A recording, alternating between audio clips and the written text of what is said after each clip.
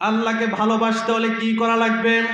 আল্লাহ রাব্বুল আলামিন কুরআনুল কারীমে বলে দিয়েছেন এবং বিশ্বনবী হযরত মুহাম্মদুর রাসূলুল্লাহ সাল্লাল্লাহু আলাইহি ওয়াসাল্লাম তার পবিত্র জবানিতে বলে দিয়েছেন।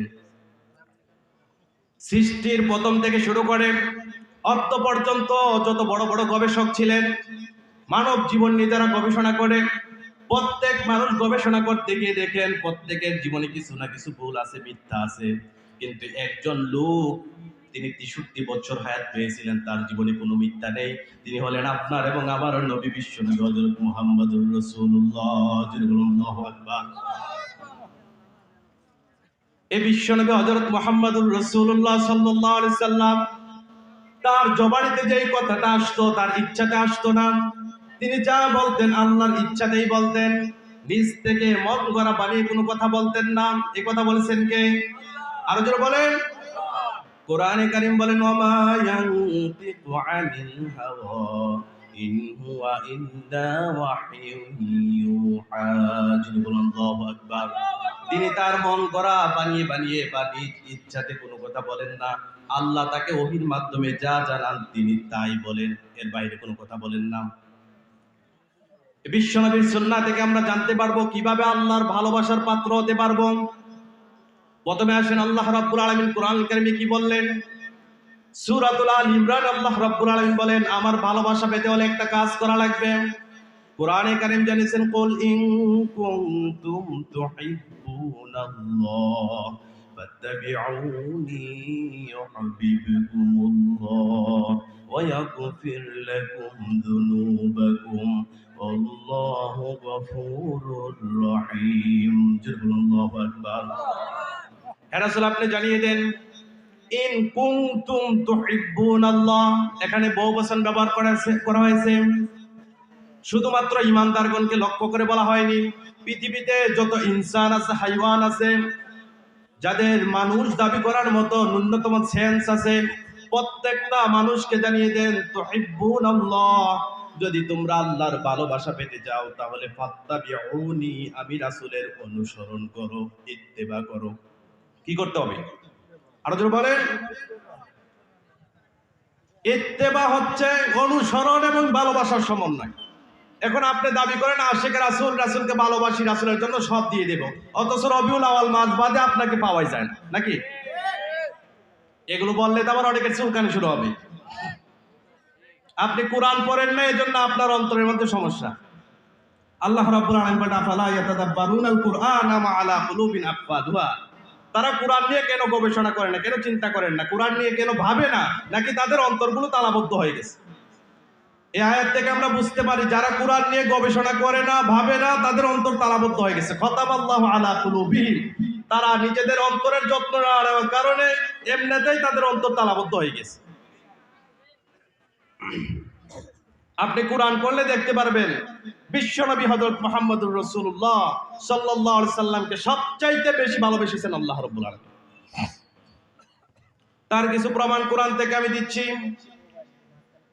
আল্লাহর রাসূল সাল্লাল্লাহু আলাইহি সাল্লাম যখন 40 বছর হলো নবুয়ত পেলেন, তখন প্রথমত রাসূলের উপর নির্দেশ ছিল গোপনে গোপনে ইসলাম প্রচার করা। যে লোকগুলোর 50 বছর হয়ে গেছে, 60 বছর হয়ে গেছে, দাড়িগুলো পেকে গিয়েছে, এই 50-60 বছর তারা মূর্তি পূজা করে আসছে, এখন হঠাৎ করে যদি তাদেরকে এক আল্লাহর কথা বলে তাহলে রিঅ্যাকশন হতে পারে।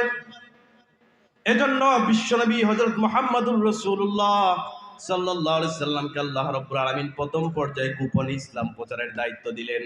আল্লাহর রাসূল সাল্লাল্লাহু আলাইহি সাল্লাম গোপনে গোপনে 3 বছর ইসলামের দাওয়াত দিলেন। 3 বছর দাওয়াত দেওয়ার পর আল্লাহ রাব্বুল আলামিন ওহী নাযিল করলেন, ওয়া আনদির আশিরাতাকাল আকরাবিন।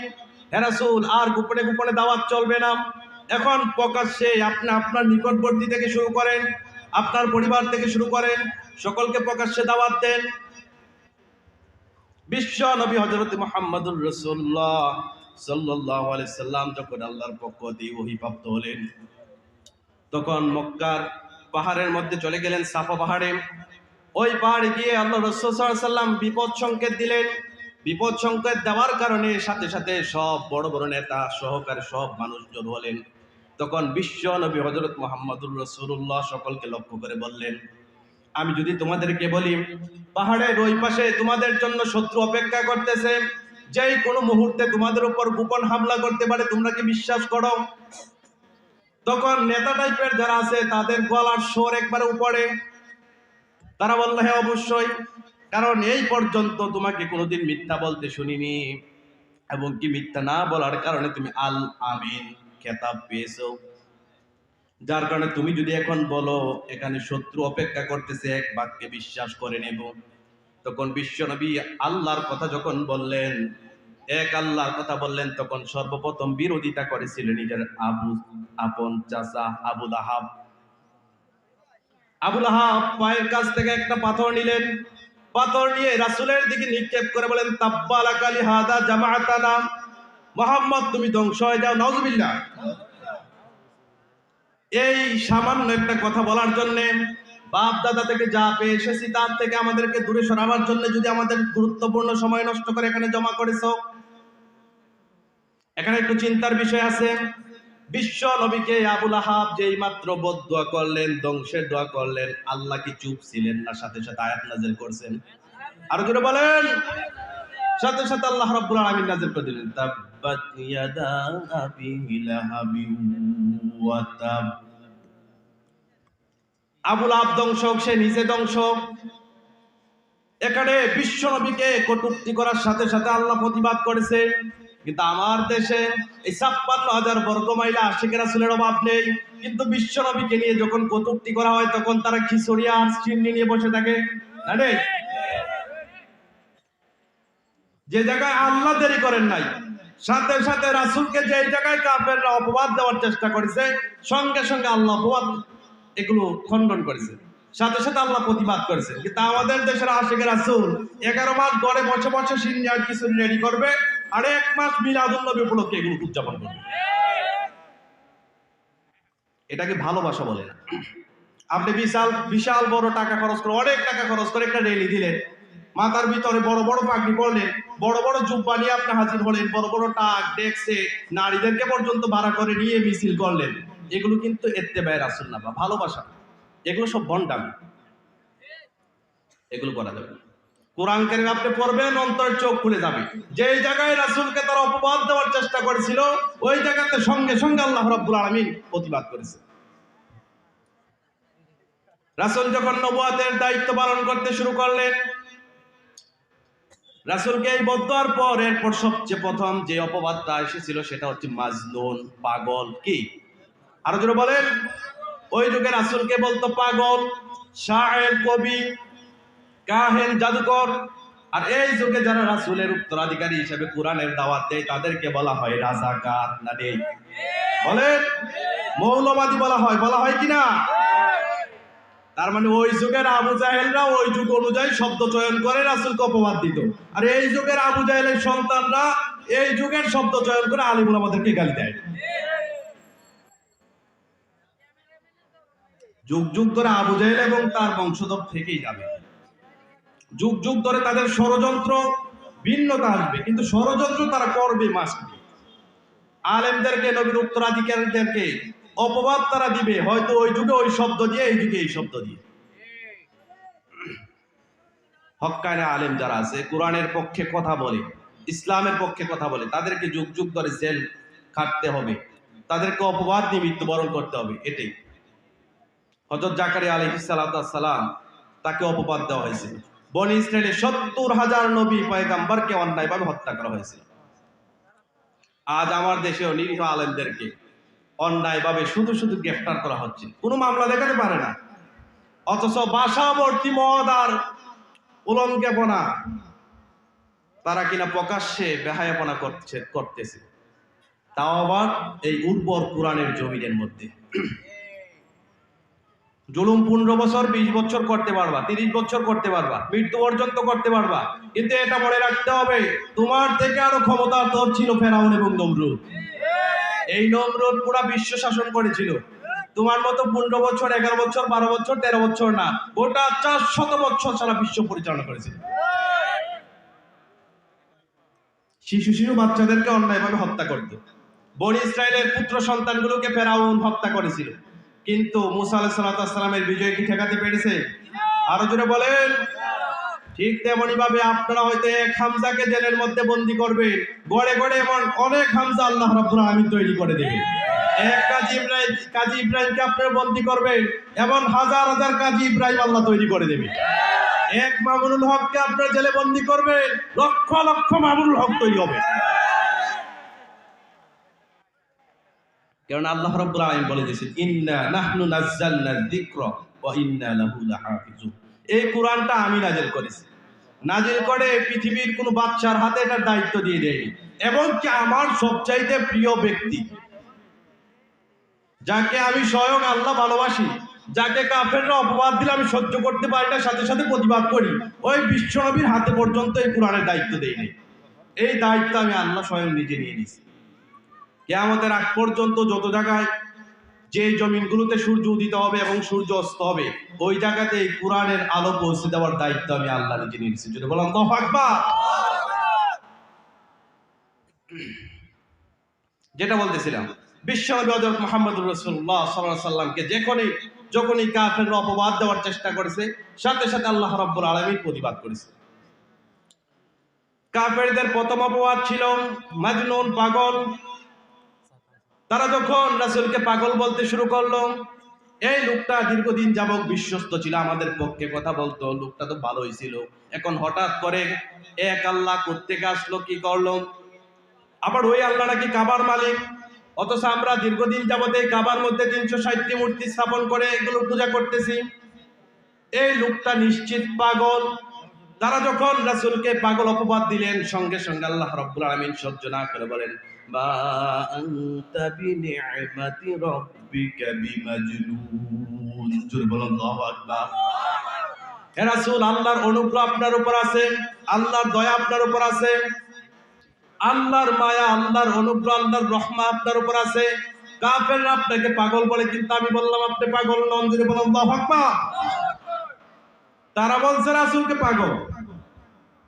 ঈমানদাররা প্রতিবাদ করার আগে আল্লাহ আরশ আজিম থেকে প্রতিবাদ করলেন, হে রাসূল, মা আনতা বিনি'মাতি রাব্বিকা বিমাজনুন। আমি আল্লাহ বললাম আপনি পাগল না। প্রাথমিক পর্যায়ে যখন সূরাত আর রহমান নাজিল হলো, আর রহমান সূরাটা এত সুন্দর মিল, মনে হয় যেন কি এক বিস্ময়কর কবির কবিতা। আর রহমান আল্লামাল কুরআন খালাকাল ইনসান। বিশ্বনবী হযরত মুহাম্মদুর রাসূলুল্লাহ সাল্লাল্লাহু আলাইহি ওয়াসাল্লাম যখন কাবার প্রান্তরে সূরাত আর রহমান তেলাওয়াত করতে শুরু করলেন, কাফেররা মনোযোগ সহকারে শুনলো। তারা দেখতেছে প্রত্যেকটা শেষে নুন, কি যে এক সুন্দর মিল। তখন তারা চিন্তা করলো, মাজনুন ওইটা পুরাতন হয়ে গিয়েছে, এখন নতুন আরেকটা অপবাদ দেওয়া লাগবে। তখন তারা রাসূলকে অপবাদ দিল শায়ের, কবি। যখনই তারা রাসূলকে শায়ের, কবি অপবাদ দিল, ঈমানদাররা এবং কি রাসূলকে সবচেয়ে বেশি ভালোবাসতেন আবু বকর সিদ্দিক রাদিয়াল্লাহু তাআলা আনহু, সহধর্মিণী হিসাবে সবচেয়ে বেশি সাপোর্ট দিয়েছেন এবং ভালোবেসেছিলেন উম্মুল মুমিনিন খাদিজা রাদিয়াল্লাহু তাআলা আনহা। এই লোকগুলো রাসূলের সবচাইতে প্রিয় লোক ছিলেন এই জমিনের মধ্যে। রাসূলকে যখন এই অপবাদ দেওয়া হলো, তারা এই প্রিয় মানুষরা অপবাদ খণ্ডন, অপবাদের বিরুদ্ধে কথা বলার আগে আরশ আজিম থেকে আল্লাহ রাব্বুল আলামিন খণ্ডন করে দিলেন। আল্লাহ রাব্বুল আলামিন ওয়া আল্লামনাহু শি'রা। যদি বলেন আল্লাহু আকবার। হে পৃথিবীবাসীরা জানে রাখো, আমি আমার রাসূলকে কবি বানাইনি। এভাবে তারা কাহেন, জাদুকর। যুগ যুগ ধরে রাসূলকে আবতার, নির্বংশ বলা হয়েছিল। এখানে আল্লাহ রাব্বুল আলামিন প্রতিবাদ করলেন, ইন্না শানিয়াকা হুয়াল আবতার। হে রাসূল, আপনি আবতার না, নির্বংশ নাম। কিয়ামতের আগ পর্যন্ত আপনার হয়তো আপন সন্তান থাকবে না, কিন্তু রূহানি সন্তান থাকবে। কিয়ামতের আগ পর্যন্ত আপনার সম্মানকে সর্বোচ্চ রাখার জন্য, রক্ত দেওয়ার জন্য একদল মুজাহিদ থাকবে। কিন্তু যে লোকগুলো আপনাকে আবতার, নির্বংশ বলে, হে রাসূল, আমি বললাম তারাই আবতার, এগুলো নির্বংশ। তাহলে ভাইরা, আমরা কোরআন থেকে কি জানলাম? তারা প্রথমে রাসূলকে বদদোয়া করেছিল তাব্বালাকালি হাদা জামাআনা বলে, সাথে সাথে আল্লাহ প্রতিবাদ করলেন। তারা রাসূলকে মাজনুন বলেছিলেন, সাথে সাথে আল্লাহ প্রতিবাদ করলেন। তারা রাসূলকে কাহেন জাদুকর বলেছিলেন, সাথে সাথে আল্লাহ প্রতিবাদ করলেন। তারা রাসূলকে শায়ের বললেন, কবি বলেছিলেন, সাথে সাথে আল্লাহ প্রতিবাদ করলেন। তারা রাসূলকে আবতার বলেছিল, সাথে সাথে আল্লাহ রাব্বুল আলামিন প্রতিবাদ করেছেন। এখন আপনি আমি যে আশিকে রাসূল দাবি করি, অথচ কিছুদিন পর পর সারা বিশ্বের প্রান্তে, বিশেষ করে বাংলার জমিনে নাস্তিক যারা আছে, কিছু কিছু নাস্তিক রাসূলকে, রাসূলের চরিত্র নিয়ে প্রশ্ন তুলে না নেই বলেন, তখন আপনারা যারা আশিকে রাসূল দাবি করেন কই থাকেন? ইমানের দাবি হচ্ছে রাসূলকে আপনার জীবন থেকে আরো বেশি ভালোবাসা লাগবে। তা আপনি তো তখন ডিলাগুলো মুখে দিয়ে বসে থাকেন, আমার এখনো সময় হয় না, রবিউল আউয়াল মাস আসলে আমাকে ডাক দিয়ে আমি বের হবো মিছিল নিয়ে, নাকি? এগুলো হচ্ছে আমাদের আশিকে রাসূলদের অবস্থা। যে কাজ রাসূল করে নাই, যে কাজ সাহাবায়ে কেরাম করে নাই, যে কাজ ইমামরা করে নাই, এমন কোনো কাজ যদি কেউ ইবাদত মনে করে তাহলে এটা সম্পূর্ণ বেদাত। এখানে আপনি বলবেন সমস্যা কি? এটা তো ভালো। সমস্যা যদি নাই থাকতো রাসূল অবশ্যই করতেন, সমস্যা যদি নাই থাকতো সাহাবায়ে কেরাম অবশ্যই করতেন। রাসূল যেহেতু করে নাই, সাহাবায়ে কেরাম করে নাই, এটাকে আপনি আমল হিসেবে করতে পারবেন না। আর যদি তারপরে আপনি আমল হিসেবে এগুলো করতে যান, তাহলে আপনি হয়তো নিজেকে আশিকে রাসূল দাবি করতে পারেন, মুখে বড় বড় দাড়ি থাকবে, মাথায় বড় পাগড়ি থাকবে, পরনে বড় জুব্বা থাকবে, কিয়ামতের ময়দানে আপনিও আশায় থাকবেন রাসূল আমার সুপারিশ করবে, কিন্তু যখন হাউজে কাউসারে আপনি যাবেন রাসূলের হাত থেকে পানি পান করার জন্য, তখন বিশ্বনবী হযরত মুহাম্মদুর রাসূলুল্লাহ সাল্লাল্লাহু আলাইহি সাল্লাম এবং আপনার মধ্যে একটা পর্দা পড়ে যাবে। তখন রাসূল সাল্লাল্লাহু আলাইহি সাল্লাম বেকুল হয়ে যাবেন। যে রাসূল কিয়ামতের ময়দানে প্রত্যেক নবী ইয়া নাফসি বলবে, কিন্তু ওই কিয়ামতের কঠিন ময়দানে রাসূল ইয়া উম্মতি বলবে। উম্মাহের জন্য এত দরদি রাসূল, সেই রাসূল তখন রাসূলকে আল্লাহ রাব্বুল আলামিন একটা খবর দেবেন, হে রাসূল আপনি জানেন না, আপনি যখন দুনিয়া থেকে বিদায় নিয়েছিলেন তখন এই লোকগুলো আপনার উম্মত দাবি করে ইসলামটাকে বিকৃত করে ফেলেছে, এমন এমন কিছু বেদাত তারা তৈরি করেছে যার ফলে ইসলামটা বিকৃত হয়ে গেছে। জোরে বলেন নাউজুবিল্লাহ। তখন রাসূল খুব ক্ষেপে যাবেন। তখন রাসূল নিজ মুখে বলবেন, সুহকান লিমান গায়্যারা বাদি, যারা আমার মৃত্যুর পর আমার ধর্মের মধ্যে নতুনত্ব নিয়ে এসেছিল, আমার ধর্মকে আমি রেখে যাওয়া ধর্মকে যারা বিকৃত করেছিল, আমি যে জিনিসগুলো তাদের কাছে আমানত হিসাবে রেখে গিয়েছিলাম, এই আমানতের খেয়ানত যারা করেছিল, আল্লাহর পক্ষ হতে জীবন ব্যবস্থা পেয়ে আমি তাদের কাছে এগুলো দিয়ে গিয়েছিলাম, যারা এতে সন্তুষ্ট ছিল না, তারা আজ আমার হাত থেকে হাউজে কাউসার পান করতে পারবে না। জোরে বলেন নাউজুবিল্লাহ।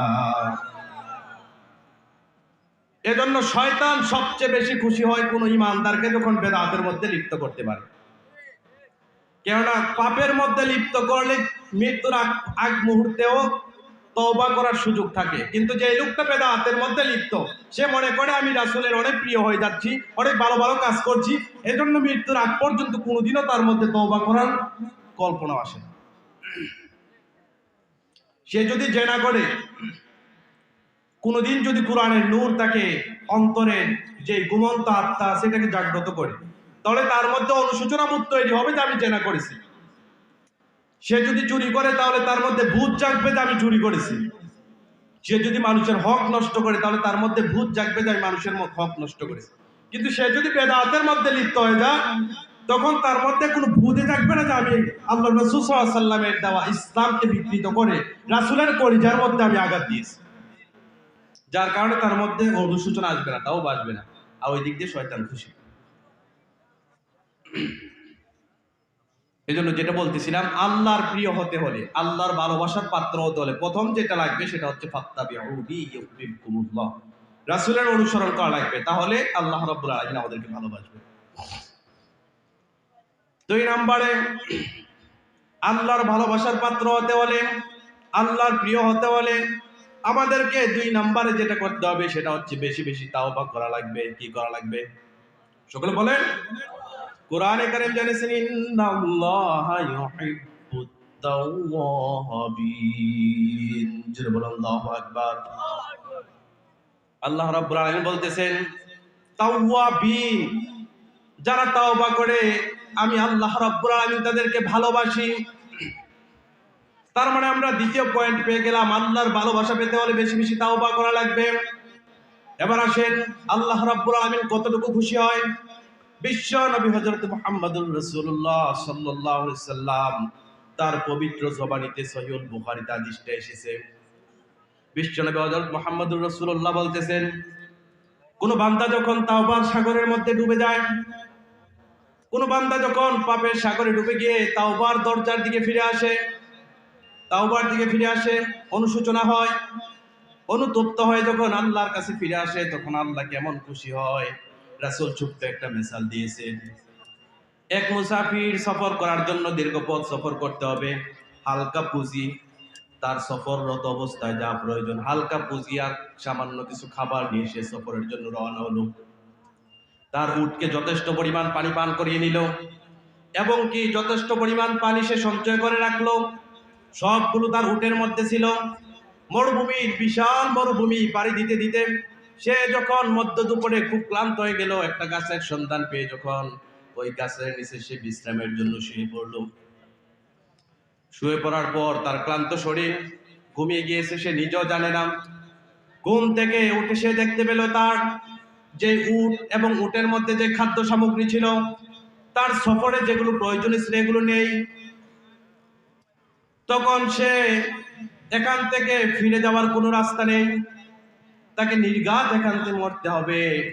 এখন সেই ব্যক্তি কিছুক্ষণ পর এই উট এবং খাদ্য সামগ্রী পেলে যত খুশি হয়, কোন বান্দা পাপ থেকে তওবার দিকে ফিরে আসলে আমার আল্লাহ তার চাইতে আরো বেশি খুশি হন। যদি বলেন সুবহানাল্লাহ। এজন্য আল্লাহ রাব্বুল আলামিন ওয়াসারিউ ইলা মাগফিরাতিন মির রাব্বিকুম ওয়া জান্নাতিন আরদুহাস সামাওয়াতু ওয়াল আরদ উইদ্দাত লিল মুত্তাকিন। আল্লাহু আকবার। আল্লাহ বলেন ওয়াসারিউ, দৌড়ায় আসো ইলা মাগফিরাতিন মির রাব্বিকুম, তোমাদের রবের ক্ষমার নিকট দৌড়তে দৌড়তে চলে আসো। তুমি পাপ করতে করতে ক্লান্ত হয়ে যাবা, কিন্তু তোমার রব ক্ষমা করতে কোনো ক্লান্ত বোধ হবেন না। তুমি ওয়াসারিউ, দৌড়ে চলে আসো রবের নিকট। এবং রব তোমার জন্য যদি তাওবা করো, তোমার জন্য তৈরি করে রেখেছেন আসমান এবং জমিন, যত দীর্ঘ, এত দীর্ঘ কিংবা তার চার বড় জান্নাত।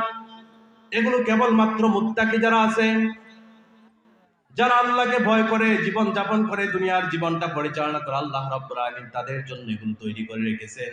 তোমরা এগুলোর দিকে ফিরে আসো, দৌড়ে আসো। আল্লাহ তওবা করার জন্য আমাদেরকে নির্দেশ দিয়েছেন এবং কি নিরাশ হতে হারাম করেছেন। কি করেছেন? আর যারা বলেন, ঈমানদারদের জন্য নিরাশ হওয়া হারাম, পৃথিবীবাসীর জন্য নিরাশ হওয়া হারাম। এটা একটা বড় ধরনের কবিরা গুনাহ। কেউ যদি আল্লাহর রহমত থেকে নিরাশ হয়ে যায়, তাহলে অসংখ্য নাফরমানির মধ্যে হতে এটাও একটা নাফরমানি। কোনদিন আল্লাহর রহমত থেকে নিরাশ হওয়া যাবে না।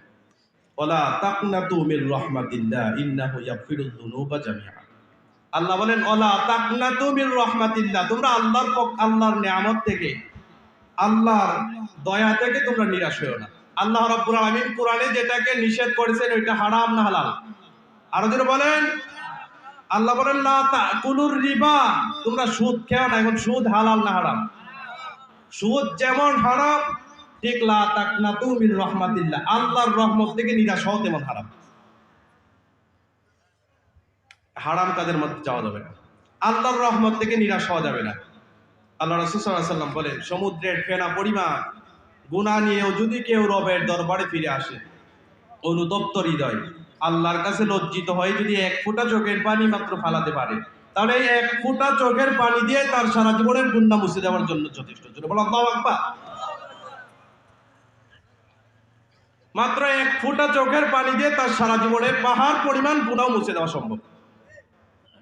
আর এই তওবার গুরুত্বপূর্ণ কিছু সময় আছে, দোয়া কবুল হওয়ার কিছু গুরুত্বপূর্ণ সময় আছে। এটা নিয়ে আমি গত বছরের পূর্বের বছর আলোচনা করেছিলাম, জানি না আপনাদের খেয়াল আছে কিনা। খেয়াল যদি থাকতো তাহলে আমার মনে হয় এই মহল্লার মসজিদগুলোতে ফরজ সালাতের পর ওই সুন্নাহ ভিত্তিক আমলগুলোই চালু হতো। তাহলে অবশ্যই খেয়াল নেই।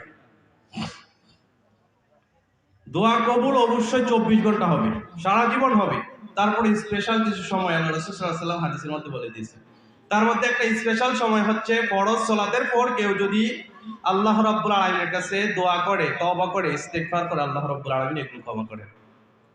এখন আমাদের সচেতন মুসলিমরা আশিকে রাসূল যারা দাবি করে, নিজেদেরকে যারা পাক্কা মুসলিম দাবি করে, ভিন্নমতীদেরকে যারা কাফের বলে ফতোয়া দিতে একটু দ্বিধা করে না, যেই লোকগুলো ফরজ সালাতের পর আমাদের সমাজ বাপ থেকে পেয়ে এসেছে, দাদা থেকে পেয়ে এসেছে, পরদাদা থেকে পেয়ে এসেছে, ওই বাপ দাদার সুন্নাহ পালন করতেছে, বিশ্বনবীর সুন্নাহকে জবে করে, তারা কি গুরুত্বপূর্ণ সময়কে মূল্যায়ন করতে পারলো? আর যদি বলেন, ওই গুরুত্বপূর্ণ সময়গুলোতে আপনারা দোয়া করবেন, ইনশাআল্লাহ দোয়া কবুল হবে। তওবার জন্য সবচেয়ে গুরুত্বপূর্ণ ইম্পর্টেন্ট একটা সময় হচ্ছে তাহাজ্জুদের সময়। রাত্র যত গভীর হয়, পৃথিবীবাসীর দরজাগুলো আস্তে আস্তে বন্ধ হতে থাকে। রাত্র যত গভীর হয়, পৃথিবীবাসী তত নীরব নিস্তব্ধ হতে শুরু করে। কিন্তু রবের ব্যাপারটা বিপরীত। রাত্র যত গভীর হয়, রবের রহমত এবং নাজাতের দরজাটা তত প্রশস্ত হয়। যদি বলেন আল্লাহু আকবার। তখন আল্লাহ রাব্বুল আলামিন প্রথম আসমানে নেমে আসে, আর প্রত্যেক মানুষকে ডাকতে শুরু করেন, এমন কে আছে আমার কাছে ক্ষমা প্রার্থনা করবে, আমি তাকে ক্ষমা করে দিতে প্রস্তুত। এমন কে আছে আমার কাছে রহমা ভিক্ষা চাবে, আমি তাকে ভিক্ষা দিতে প্রস্তুত। কার কি প্রয়োজন আমার কাছে যারা চাবে, আমি তাদেরকে এই সময় দেব। কিন্তু দুঃখজনক হলেও সত্য, এই সময় আমরা ঘুমিয়ে থাকি, আর দিন শেষে আমরা বাবার দরবারে যাই আমাদের হাজতগুলো পূরণ করার জন্য। যদি বলেন ঠিক কিনা।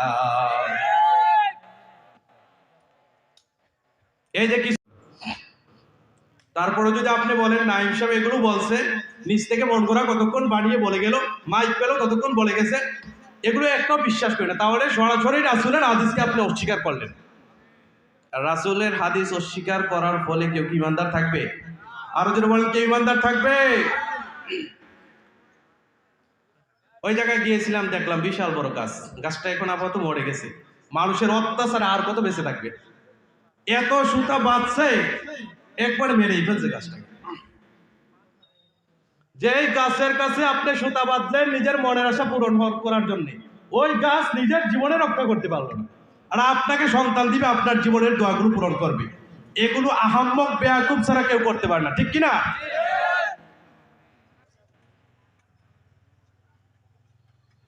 ওসিলা কি? ওসিলার ব্যাখ্যা, ওসিলার তাফসীর না বোঝার কারণে কপাল পুরা মুসলমান আজ বাবাদের ওসিলা দিচ্ছে, পীরের ওসিলা দিচ্ছে, এই ওসিলা তমুক ওসিলা, এই ওসিলা, যার ফলে নিজের অজান্তে শিরক করে আবু জেহেলের মতো মুশরিক হয়ে মৃত্যুবরণ করতেছে। সম্মানিত ভাইরা, কোরআন কারীম থেকে একটা তথ্য দিলে হয়তো আপনারা অবাক হয়ে যাবেন। আবু জেহেল ইমানদার ছিল, বিশ্বাস হয়? বিশ্বাস হয় আপনাদের? বলেন। বিশ্বাস হয় না। কোরআন পড়েন না তো বিশ্বাস হবে কিভাবে? কোরআন কারীমে আল্লাহ রাব্বুল আলামিন প্রায় 40 জায়গার মধ্যে একই আয়াত বারবার উল্লেখ করেছেন। ওয়ালা ইন সালতাহুম মান খালাকাস সামাওয়াতি ওয়াল আরদ লা ইয়াকুলুন্না আল্লাহ। জোরে বলুন আল্লাহু আকবার। হে রাসূল, এই কাফেররা যারা আপনার বিরোধিতা করতেছে, আবু জেহেল, আবু লাহাব, উতবা, শাইবা, মুগীরা, নেতৃত্ব পর্যায়ের লোকেরা, চামচাদেরকে দিয়ে আপনার বিরোধিতা যারা করতেছে, ওয়ালা ইন সালতাহুম, সূরা লুকমান খুলে দেখবেন। হে রাসূল, আপনি যদি তাদেরকে প্রশ্ন করেন, মান খালাকাস সামাওয়াতি ওয়াল আরদ, আসমান এবং জমিন কে সৃষ্টি করেছে, হে রাসূল তার জবাবে দিবে লা ইয়াকুলুন্নাল্লাহ। যারা আলেম আছে বুঝছে, লা ইয়াকুলুন্নাল্লাহ শব্দের মধ্যে আল্লাহ দুইটা তাকিদ দিয়েছে, শুরুতে লাম তাকিদ, শেষে নুন তাকিদ। হে রাসূল অবশ্যই অবশ্যই তারা জবাব দেবে, এগুলো সব আল্লাহ সৃষ্টি করেছে। এই পর্যায়ের যতগুলো আয়াত মুফাসসিরিন কেরাম গবেষণা করে বের করেছেন, আবু জেহেলের ঈমান ছিল, কিন্তু তার ঈমানের সাথে শিরক থাকার কারণে সে মুশরিক। ঠিক তেমনি ভাবে আজও আপনার মতো আমার মতো অনেক মানুষ 5 ওয়াক্ত নামাজ পড়ে, রাসূলের সুন্নাহ ভালোবেসে দাঁড়িয়ে রেখে দিয়েছে, তাহাজ্জুদ পড়ে, অনেক আমলদার, কিন্তু বাবার দরবারে আসা যাওয়া, মাঝে মধ্যে বাবাকে সেজদা দেওয়ার কারণে আবু জেহেলের মতো মুশরিক। আমি কি বানিয়ে একটা কথা বললাম? কুরআন থেকে বললাম, অলাইন সাআলতাহুম মান খালাকাস সামাওয়াতি ওয়াল আরদ। হে রাসূল, আপনি তাদেরকে জিজ্ঞাসা করেন যে আসমান এবং জমিন কে সৃষ্টি করেছে, লা ইয়াকুলুনাল্লাহ, দেখবেন তারা বলবে এগুলো সব আল্লাহ সৃষ্টি করেছে। এটা গেল কুরআন থেকে। আয়াত স্পষ্ট অনুবাদ বলে দেওয়ার পর আশা করি কেউ বিরোধিতা করবেন না বা কারো মনে কোনো সন্দেহ থাকবে না। এরপর যদি সন্দেহ থাকে তাহলে কুরআন নিয়ে যেহেতু সন্দেহ আল্লাহকে প্রশ্ন করে।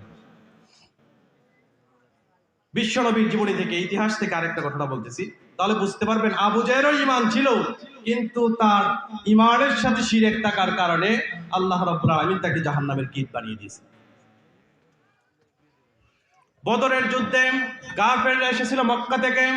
বিশ্বনবী হযরত মুহাম্মদুর রাসূলুল্লাহ সাল্লাল্লাহু আলাইহি সাল্লাম গিয়েছিলেন মদিনা থেকে। আবু জেহেল যুদ্ধে যাওয়ার পূর্বে কাবার গিলাফ, কাবা তাওয়াফ করেছিলেন। করার পর গিলাফ ধরে আল্লাহ রাব্বুল আলামিনের কাছে দুই হাত তুলে দোয়া করেছিলেন, হে কাবার মালিক, আমি জানি তুমি যে একজন সৃষ্টিকর্তা আছো। শুনে নেন আবু জাহেলের মুখের ভাষা। আবু জাহেলের দোয়াটা কেমন ছিল শুনে নেন। হে কাবার মালিক, আমি জানি তুমি একজন স্রষ্টা আছো, সৃষ্টিকর্তা আছো। আজ আমি মুহাম্মদের বিরুদ্ধে যুদ্ধ করতে যাচ্ছি।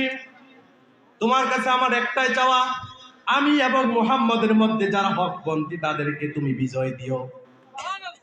ইতিহাস থেকে আমরা দেখি আবু জেহেল শুধু দোয়াই করে নাই, তার দোয়া কবুল হয়েছিল। ওই বদরের যুদ্ধে আল্লাহ রাব্বুল আলামিন মুসলমানদেরকে বিজয় দিয়েছিলেন। জোরে বলেন সুবহানাল্লাহ। আবু জেহেলের এই দোয়া থেকে আপনি কি শিক্ষা নেবেন? বিশ্ব জাহানের সৃষ্টিকর্তা আল্লাহর প্রতি আবু জেহেলেরও বিশ্বাস ছিল, কিন্তু সাথে সাথে সে কাবার মধ্যে যে 360টি মূর্তি ছিল এগুলোর পূজা করার কারণে, শিরক যুক্ত ঈমান থাকার কারণে আল্লাহ রাব্বুল আলামিন তাকে জাহান্নামের কীট বানিয়ে দিয়েছে। ঠিক একইভাবে আজ আমরা যারা নিজেদেরকে মুসলমান দাবি করার পর মাজারে সেজদা দেই, বাবাকে সন্তান দেওয়ার মালিক মনে করি, গাছের মধ্যে সুতা বেঁধে দেয় সন্তান পাওয়ার জন্য, এই শিরকগুলোর মধ্যে যারা লিপ্ত, আমার মনে হয় তারাও আবু জাহেলের মতো জাহান্নামী হবে। তাহলে এখন ঈমানটাকে সংশোধন করা লাগবে। ঈমানটা অবশ্যই হতে হবে শিরক মুক্ত, আমলগুলো হতে হবে অবশ্যই বিদআত মুক্ত। তাহলে কেবলমাত্র আপনি কিয়ামতের ময়দান আল্লাহ রাব্বুল আলামিনের শাস্তি থেকে বাঁচতে পারবেন। আর নতুবা আপনার পীর বাবা না পৃথিবীর কোনো ক্ষমতা আপনাকে জাহান্নাম বা আল্লাহর শাস্তি থেকে বাঁচাতে পারবে না। অনেকে তো বসে আছে জাহাজে করে, বাবা সুপারিশ করবে জান্নাতে চলে যাব, না নেই? বলেন বলেন। বাবার জাহাজ ওই দিন রেডি থাকবে আমাদের জন্য। যারা মুরিদের কথায় 1 লক্ষ টাকা দিয়ে নাম লেখাতে পারবেন তারাই মাত্র জাহাজে উঠতে পারবেন। এছাড়া আপনি যত বড় ইমানদারে হোক না কেন, হন না কেন, আপনি জান্নাতে যেতে পারবেন না। আল্লাহ রাব্বুল আলামিন, আপনারা আমাদের মুরব্বী বাবারা যারা আসছেন, অনেকে আয়াতুল কুরসি পারেন, পড়েন, কিন্তু আয়াতুল কুরসিতে একটা অংশের মধ্যে আল্লাহ রাব্বুল আলামিন বলে দিয়েছেন, মান দাল্লাযী ইয়াশফাউ ইনদাহু ইল্লা বিইذনিহি। কিয়ামতের ময়দানে আল্লাহর অনুমতি ব্যতীত কেউ সুপারিশ করতে পারবে না। এবং কি বিশ্বনবী পর্যন্ত সেজদার মধ্যে পড়ে থাকবে। যখন আল্লাহ অনুমতি দেবেন তখন তিনি সেজদা থেকে উঠে এরপর সুপারিশ করবেন। যে জায়গায় বিশ্বনবী পর্যন্ত সুপারিশ করার জন্য সেজদার মধ্যে পড়ে থাকবে, ওই জায়গায় আপনার বাবার ঠুনকু জাহাজ কোনো বেল আছে? বলেন, কোনো অস্তিত্ব থাকবে আপনার বাবার জাহাজে?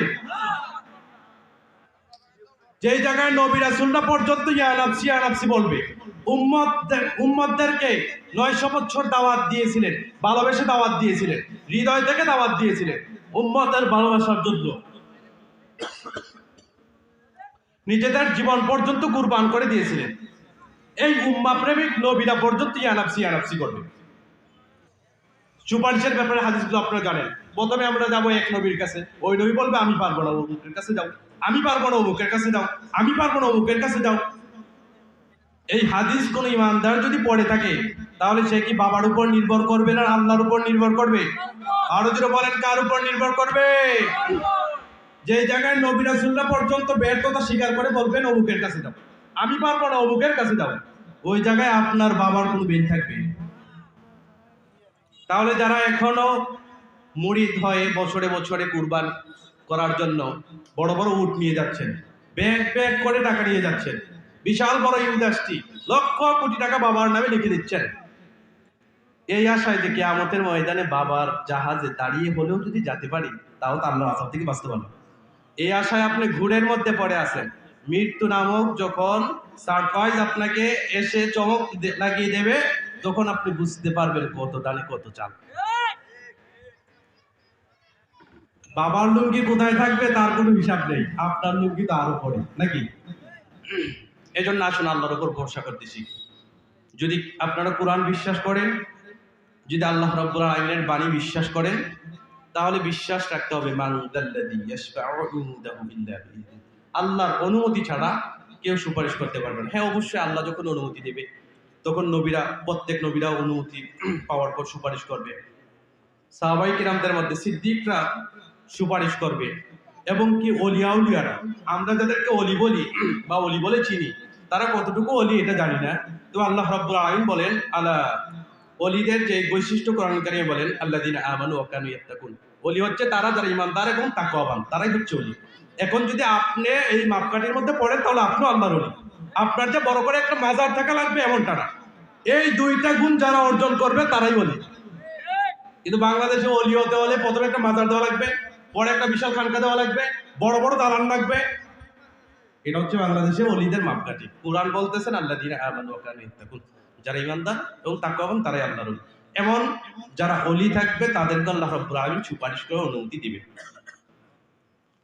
এজন্য অলি থেকে, সিদ্দিক থেকে, শহীদদের থেকে সুপারিশ না পেয়ে আমরা স্বয়ং বিশ্বনবী থেকে সুপারিশ পেতে চাই।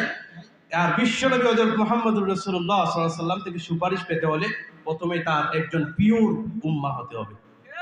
আসুন আমরা রাসূলের সুন্নাহগুলোকে ভালোবাসি। রাসূল যেভাবে আমাদেরকে দিক নির্দেশনা দিয়ে গিয়েছেন ওই দিক নির্দেশনাগুলো পালন করি, তাহলে ইনশাআল্লাহ সেদিন বাবার প্রয়োজন হবে না, অলির প্রয়োজন হবে না।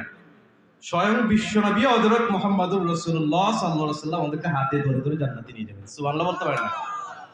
আমি যে কথাগুলো বললাম কোরআন এবং সুন্নাহ থেকে কথা বললাম, হয়তো ভিন্ন আঙ্গিকে বলার কারণে অনেকের কাছে নতুন মনে হতে পারে। আবু জেহেল ইমানদার, এটাও আর কেমন কথা বললো, হুজুর কি আবু জেহেল হয়ে গেল নাকি, আবু জেহেলের দালালি করতে শুরু করলো নাকি, এমন আসতে পারে কথা। এগুলো আসার পূর্বে কোরআনটা একটু ধরেন, কোরআনটা পড়েন, অন্তরে নূর তৈরি হবে। কে হক কে বাতিল ওইটা নির্ধারণ করতে পারবেন আপনি। আল্লাহ রাব্বুল আলামিন কুরআন এবং সুন্নাহর সঠিক বোঝ আমাদেরকে দান করুন। সকলে বলেন আমিন। বেদাত নিশ্চিহ্ন হয়ে যাক, সুন্নাহ প্রতিষ্ঠিত হোক ইনশাআল্লাহ। ইমাম মাহাদির সৈনিকরা একদিন শুধু এই বাংলার জমিনে না, সারা পৃথিবীর ময়দানে কালেমার পতাকাকে উড্ডীন করবে, বিশ্বনবী মৃত সুন্নাহগুলোকে আবার চিন্তা করবে। ইনশাআল্লাহ কোরআন এবং সুন্নাহ দিয়েই পুরা বিশ্ব শাসন হবে। সকলে বলেন ইনশাআল্লাহ।